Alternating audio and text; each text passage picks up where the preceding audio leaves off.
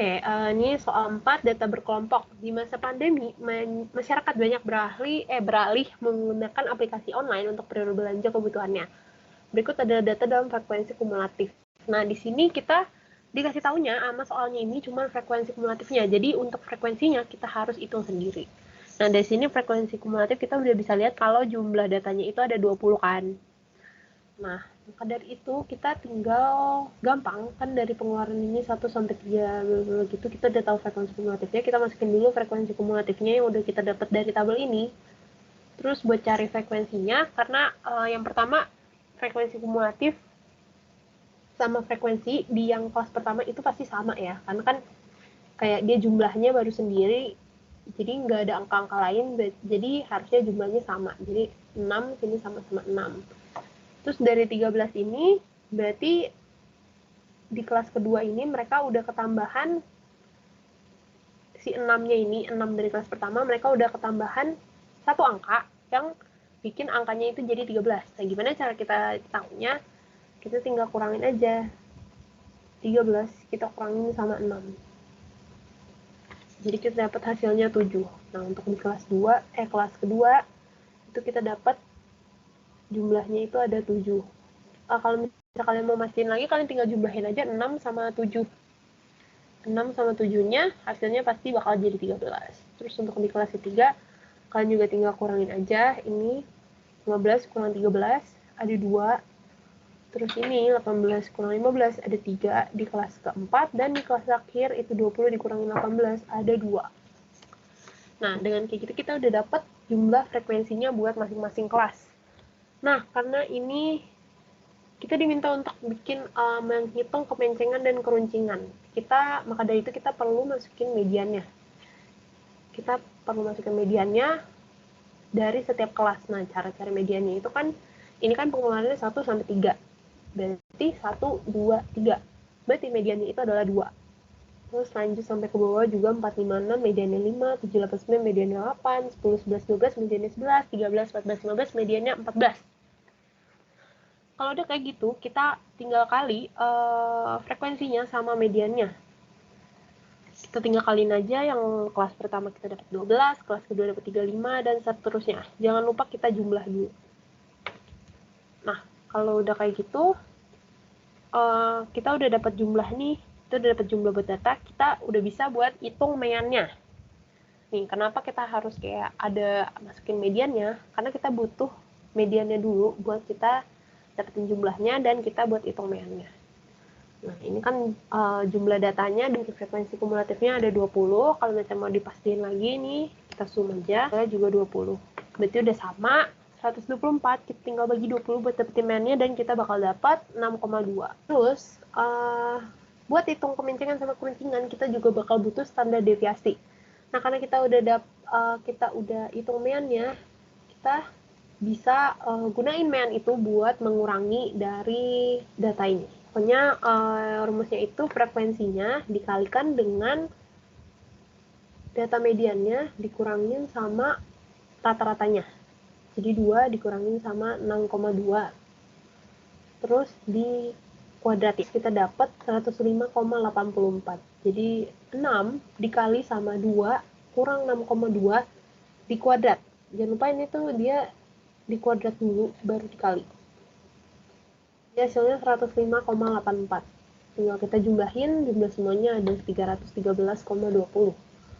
Terus kalau kayak gini kita udah dapat dong standar deviasinya. Bukan dapat standar deviasinya, maaf. Kita udah dapat kayak angka buat atasnya. Nah, kenapa standar deviasinya beda yang atasnya sini? Kenapa kita harus kaliin sama frekuensinya dulu? Kenapa yang di soal tadi kita bisa langsung kurangin, sedangkan di soal ini kita harus kaliin dulu. Ya karena di data sebelumnya itu kita ngitung data yang tidak berkelompok. Nah, sekarang kita ngitung yang data yang berkelompok. Karena datanya berkelompok, jadi kita harus kaliin dulu, baru kita bisa dapat jumlahnya. Kita harus kaliin dulu median sama rata-ratanya. Kita harus kaliin hasil dari pengurangan median sama rata-ratanya, dikaliin sama frekuensinya dulu, di kuadrat, baru kita bisa dapat atasnya untuk standar deviasi. Nah, kalau untuk bawahnya, karena ini datanya kurang dari 30, kita harus kurangin dia sama 1. Jadi 20 kurang 1, berarti 19. Nah, ini kita tinggal square root aja kalau misalnya pakai Excel, dan kita dapat hasilnya 4,0601. Kita udah dapat nih standar deviasinya, udah dapat juga mediannya kan. Median juga udah dapat, berarti kita udah dapat semuanya yang dibutuhin buat hitung kemencengan sama keruncingan ini. Nah, di sini kita diminta buat hitung Pearson 2. Buat Pearson 2 kita lihat buat rumus alfa 2 ini kita disuruh kali 3, dikalikan dengan median, dikurang dengan median, dan dibagi dengan standar deviasi. Kita dapat median, dapat standar deviasi. Yang belum kita dapat adalah median. Nah, kita hitung dulu mediannya. Ini mediannya nggak bisa kita cuman kayak ditulis sendiri gitu. Maksudnya kayak diurutin 1, 2, 3, 4, 5, 6. Karena kita nggak tahu angkanya berapa, kita cuma tahu kayak jumlahnya sama iniannya doang. Jadi kita harus hitung pakai rumus data berkelompok. Rumus data berkelompok ini LO ditambah C dikali N per 2 dikurangi dengan frekuensi kumulatifnya dibagi sama frekuensinya. Nah, kita dapat LO atau batas bawah dari frekuensinya, frekuensi yang kedua ini 4 kan, dikurangin sama 0,5, jadi 3,5 tambah 3, atau jumlah kayak kelasnya ini, apa sih jumlah angkanya, kan ada 1, 2, 3, ada 3 kan, terus dikalikan sama N bagi 2, 20 dibagi 2, itu jadi 10, terus dikurangin sama frekuensi kumulatifnya, dikurangin sama jumlah frekuensi kelas yang nggak masuk dari kelas mediannya, yaitu yang di atas ini kan 6, karena median ini kayak terletaknya di yang sini, terus dibagi sama frekuensi kelas mediannya. Kita dapat 5,2143. Di situ karena kita udah dapat 5,2143 aka mediannya, kita dapat mediannya, kita tinggal masukin ke dalam rumus Pearson 2-nya. Yaitu 3 dikali sama mediannya dikurang sama mediannya, terus dibagi sama standar deviasinya, yaitu yang ini. Itu kita dapat hasil 0,7283, atau hasilnya itu lebih dari 0. Kalau kita ingat yang tadi, kalau misalnya hasilnya lebih dari 0 itu adalah menceng ke kanan. Oke, abis itu kita diminta juga buat hitung momen keempatnya. Nah, buat momen keempatnya itu, buat yang atasnya kita harus kurangin datanya sama yang rata-ratanya, MN-nya sama rata-ratanya, terus kita akar 4. Nah, ini di sini udah, ini kita juga harus kaliin sama frekuensinya karena ini data berkelompok. Sini rumusnya kurang. Terus bawahnya kita bagi sama jumlah datanya dikali sama simpangan bakunya diakarin 4. Ini kita udah dapat jumlahnya, karena kita di atas nih kita udah hitung kan jumlahnya ini, terus kita udah dapat jumlahnya, tinggal masukin yang jumlahnya ini ke atasnya, bagian atas ini, terus yang bawahnya jumlah datanya dikali dengan simpangan bakunya diakarin 4, dan kita dapat 2,00547, atau 2,00547 ini masih kurang dari 3. Kalau misalnya kita lihat, kita ingat yang tadi itu, kalau misalnya datanya kurang dari 3, datanya itu adalah platykurtis, atau platykurtis itu mendatar. Jadi kayak agak ke bawah gitu seperti bukit. Udah deh, kita udah jawab semuanya buat yang soal nomor 4. Ci, izin bertanya, Ci. Ya. Kalau misalkan yang data tidak berkelompok tadi kan caranya juga pada pakai tabel. Itu di kertas jawaban kita ikut ditulis juga apa nggak usah? Kalau aku tulis sih, dan menurut aku better buat tulis aja sih, karena itu kayak sama kayak nunjukin ke dosen kalau kita tuh sebenarnya ngitung gitu. Oh, oke, makasih, Ci. Ya, lebih baik sih ditulis. So, itu kayak termasuk caranya juga. Aku lanjut ke soal 5. Oke, buat yang soal kelima ini gedein dulu. Gedein. Nggak usah di zoom aja. Soal kelima ini data berkala. Ini soal terakhir. PT Mujur yang bergerak dalam bidang jual beli kursi dan meja makan memiliki data tentang penjualan selama 5 tahun terakhir seperti berikut ini. 5 tahun pertama 2001, 2002, sampai 2005 ada harga dan kuantitasnya. Nah, kita diminta untuk mencari persamaan garisnya dengan menggunakan metode freehand dan least square, terus sama estimasi penjualan pada tahun 2010. Nah, ini seperti yang tadi kita udah review bareng-bareng, data berkala itu kita pakai buat kayak memprediksi atau kayak melihat tren yang ada dari data yang kita miliki. Nah, kita langsung masuk aja. Yang pertama ini kan kita udah dapat nih data harga dan data kuantitas, tapi kita dimintanya data penjualan. Kalau misalnya kita mau dapetin data penjualan, caranya adalah ya kita kali aja harga sama kuantitas atau hasil dari yang udah kita jual gitu di tahun itu. Nah, sini udah aku masukin tahunnya 2001, 2002, 2003, 2004, 2005. Ya, musuh mah dari bawahnya nggak kelihatan. 2001, 2002, 2004, 2005, terus sudah dapat harganya juga 3, 5, 10, 7, dan 6, terus kuantitas 10, 5, 5, 3, 9. Terus kita tinggal masukin aja ini, kita tinggal kaliin aja 3 sama 10, dapat 30, 5 kali 5, 25, dan seterusnya kita jumlahin, jadi 180. Nah, di sini kan kita dimintanya buat menghitung dengan cara metode freehand dan metode least square. Nah, untuk metode freehand ini kita perlu pakai kayak angka, semacam angka gitu, untuk membantu kita menghitung. Nah, untuk metode freehand ini kan biasa angkanya itu dimulai dari 0, jadi 0, 1, 2, 3, 4. Terus sama untuk metode least square itu kita bisa mulai dari min 2, min 1, 0, 1, sama 2.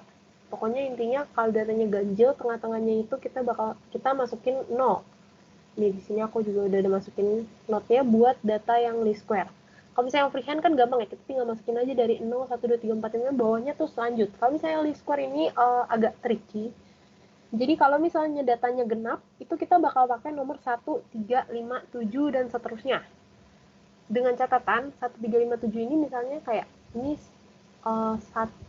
misalnya ini datanya ada genap ya, misalnya aku bikin di sini genap gitu tahun, terus sama x least square, LSM aja ya, aku tulis LSM least square method. Tahunnya ini misalnya 2001 sampai dengan 2006, ini ada genap kan. Nah, kalau misalnya datanya genap, itu kita bikinnya itu ini 1, ini min 1. Terus pokoknya dari sini, kan di sini udah ditulis kalau datanya genap itu 1, 3, 5, 7. Pertama kita bikin dulu dari tengah-tengahnya, ini 2 yang tengah, itu 1 kan. Yang ke atas itu min 1, ke bawah itu 1. Selanjutnya, kita bakal masukin angka yang ganjil, itu 3, terus 5. Sama juga ke atas, tapi bedanya yang atas itu adalah versi minusnya. Nah, jadi kayak begini. Kalau misalnya dia datanya genap nih, kalian bikin X untuk least square-nya ini segini ya.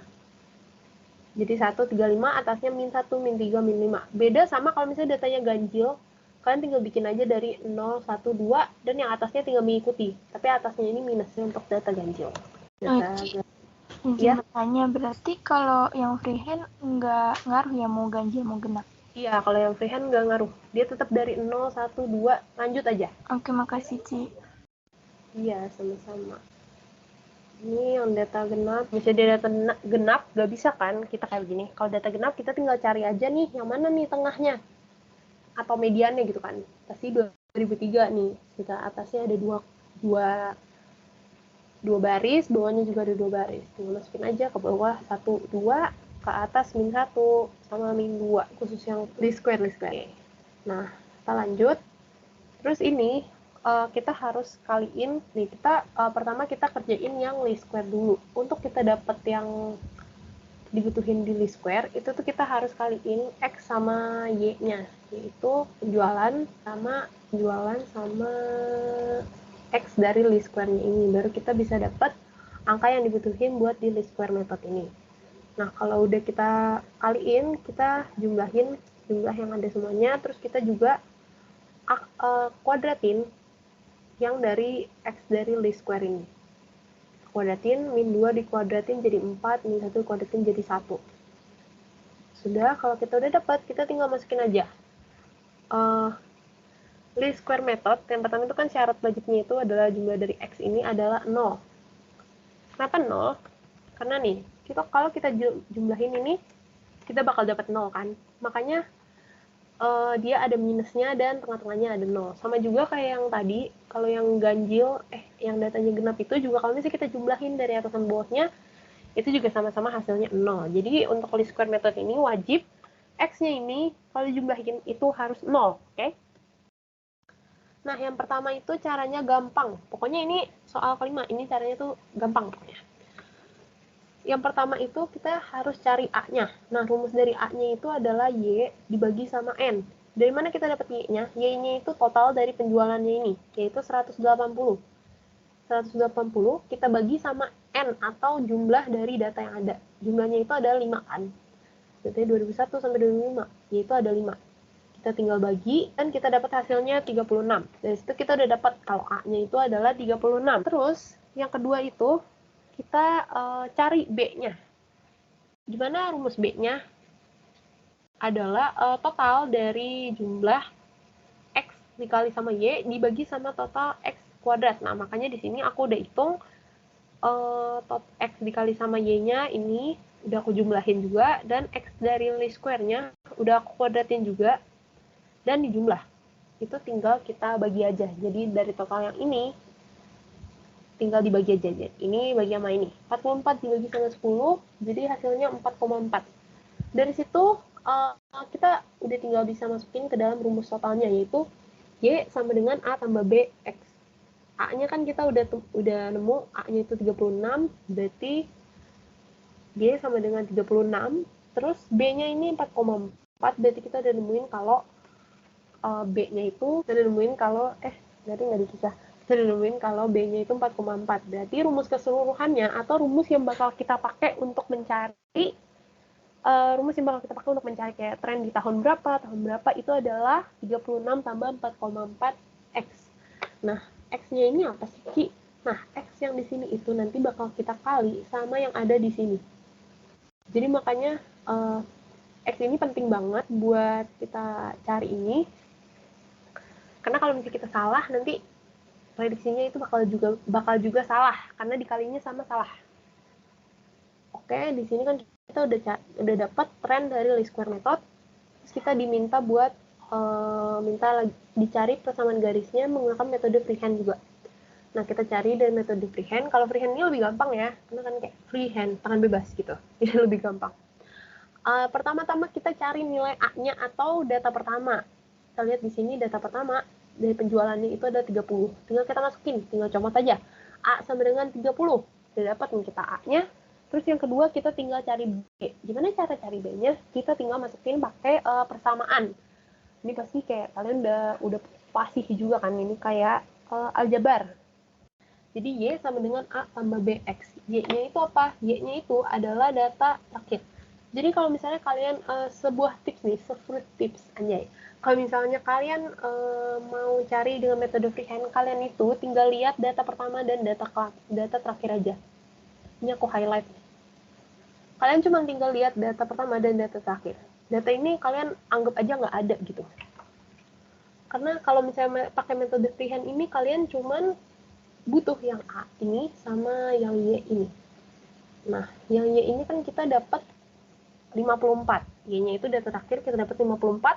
Terus kita juga udah dapat A-nya yaitu 30 kan dari yang data pertama. Nah, kita tinggal masukin deh ke persamaannya, yaitu 54 sama dengan 30 tambah 4B. Terus 4 ini dapat dari sini. 4 ini dapat dari yang sini, yaitu X freehand dari data terakhir. 4, kita tinggal sama ini, terus tinggal kita kayak pindah ruas, ininya 54 ditambah 30, habis itu nanti bakal ada minus, kita hilangin aja minusnya, terus kita dapat hasilnya 6. Maka dari itu kita udah dapat A sama B-nya nih, A-nya 30, B-nya 6. Kita udah dapat, tinggal kita masukin ke Y sama dengan A tambah BX, berarti Y sama dengan 30, A yang ini, tambah 6X, atau yang dari B sini. Nah, sampai sini kita udah dapat dua-duanya. Kita udah dapat tren dari least square method, kita juga udah dapat tren dari freehand method. Nah, habis itu soalnya minta kita apa nih? soalnya minta kita untuk estimasi penjualan pada tahun 2010. Nah, dari sini tapi kan kita pasti bakal bingung gitu ya. Kenapa data tahun 2010? Kan di sini cuma sampai 2005. Nah, kita harus hitung atau kayak hitung imajinasi lah intinya. Kalau yang ini itu nggak apa-apa sih kalian nggak nyatet, tapi lebih gampang kalau kalian ada di coret-coretan gitu karena kalian harus ngitung. Nah ini Aku mau nanya, ya kalau yang freehand itu diurutin ya dari 0, 1, 2, 3 sampai seterusnya. iya yang freehand tinggal diurutin dari 0, 1, 2, 3, 4 gitu sesuai jumlah datanya, penting awalnya 0. Ya baik, terima kasih Kak. Oke, sama-sama.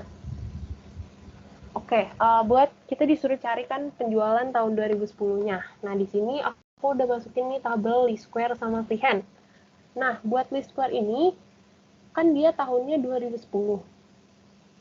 Berarti genap dong. Pasti kalian jangan terkecoh di sini. Meskipun least square yang diminta itu 2010, kan kalau misalnya kita bikin ini jadi genap, kalian jangan bikin tabel lagi ya. Jangan bikin tabel yang kayak begini.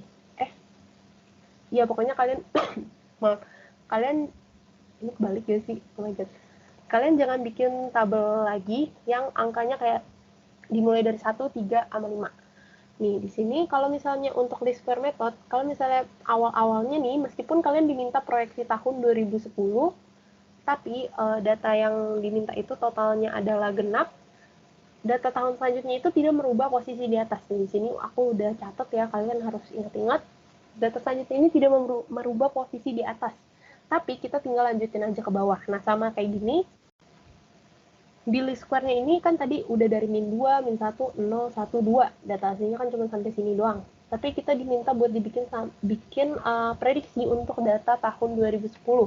Gimana caranya? Ya kita tinggal lanjutin aja dari 2. Ini 3, 4, 5, 6, 7. Nah, makanya kita dapat X-nya. Kan tadi aku bilang X-nya itu sangat penting, karena X-nya itu dipakai untuk menyimbolkan tahunnya. Jadi kita nggak mungkin kaliin dia sama tahun 2010, tapi tahun 2010 dalam least square method dalam least square method itu disimbolkan sebagai 7. Jadi kita untuk yang metode least square ini, least square untuk tahun 2010, X-nya kan kita udah dapet 7. Kita tinggal masukin aja ke persamaan yang tadi kita udah dapetin di atas ini. Kita dapetin persamaannya 36 tambah 4,4X. Nah, di sini 36 tambah 4,4X. Kan persamaannya, kita tinggal masukin aja X-nya atau 7 yang udah kita dapat dari sini. Atau tahun 2010-nya ini kita dapat dari sini, tinggal masukin aja dan kita kali. Dikali dulu baru ditambah ya. Jadi kita dapat dari least square method hasilnya adalah 66,8. Terus untuk freehand method ini lebih gampang lagi karena kalau yang freehand kayak tadi aku udah bilang sama yang teman kalian tadi udah tanya, freehand ini kita tinggal lanjutin aja gitu. Jadi kita tinggal ngurutin aja. Kan ini 0, 1, 2, 3, 1, 2, 3, 4. Yang di atas ini kan cuma sampai 4. Kita diminta buat data tahun 2010. Gimana caranya? Ya udah, kita lanjutin aja. 4, 5, 6, 7, 8, 9. Sampai akhirnya kita dapat di tahun 2010 ini X-nya untuk freehand adalah 9. Jadi untuk freehand tahun 2010, X-nya adalah 9. Kita tinggal masukin ke persamaan yang tadi kita udah dapetin di atas untuk metode freehand. Persamaannya adalah Y sama dengan 30 tambah 6X.